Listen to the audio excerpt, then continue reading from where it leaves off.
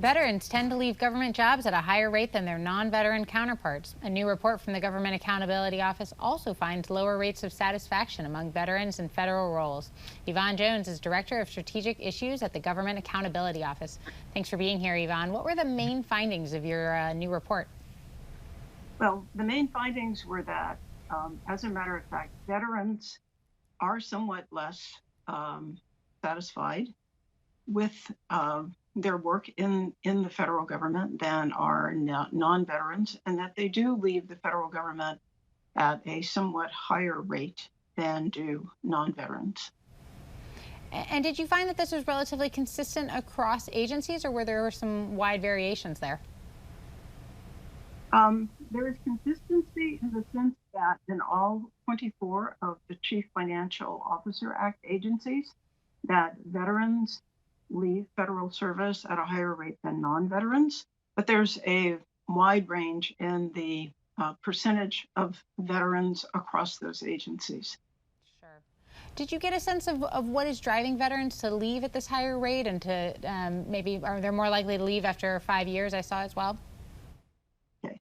Well, we identified 6 factors which are highly related to whether veterans and non-veterans leave the federal government. So those 6 factors are satisfaction with pay, the meaningfulness of work, the confidence in leaders in their agencies, opportunities for advancement, training for skills development, and relationships with supervisors. So on all of those factors, veterans are slightly more likely to leave the federal government than non-veterans.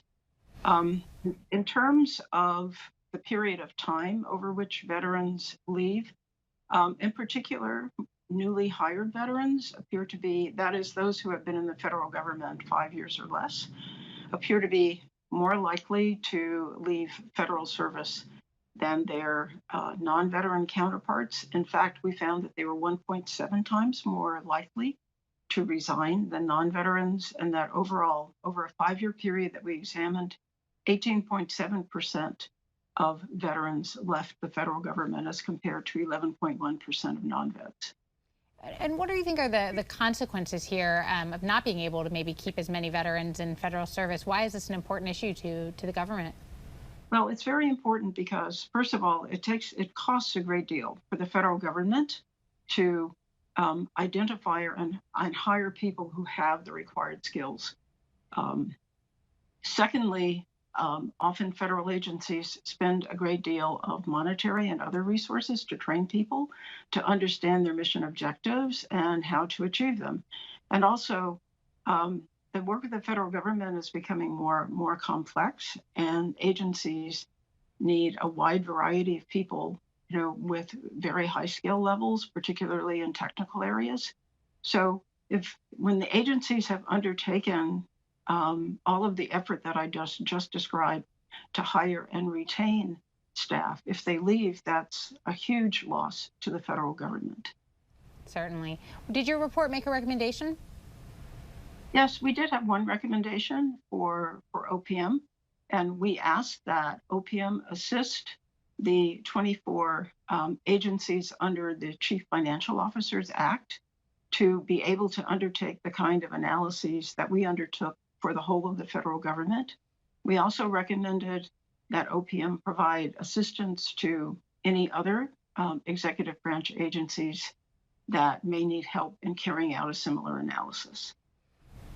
Is it, once they figure out this, once they conduct this analysis, if they follow this recommendation, where would they go from there? It seems like some of the steps may end up being somewhat agency specific, or do you think that it, is really kind of the same thing across agencies that should be done?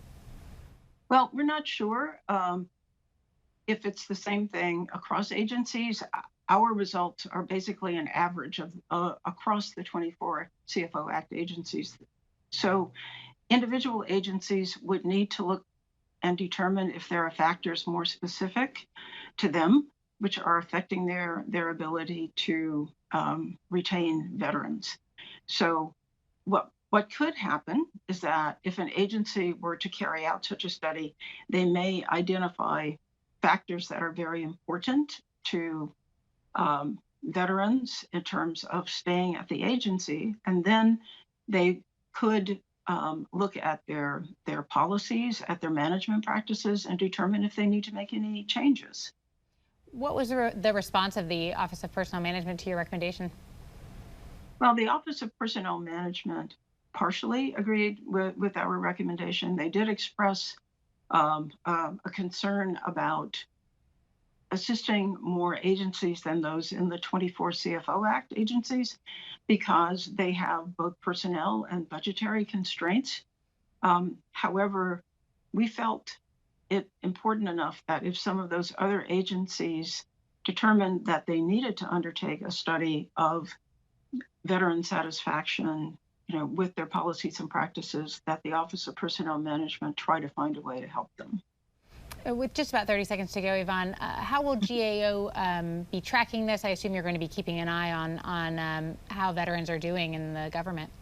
We will continue to touch base with the agency at least twice a year to ask them what steps they are planning to take or have taken in order to fulfill the recommendation. Thanks so much for being here, Yvonne. You are very welcome.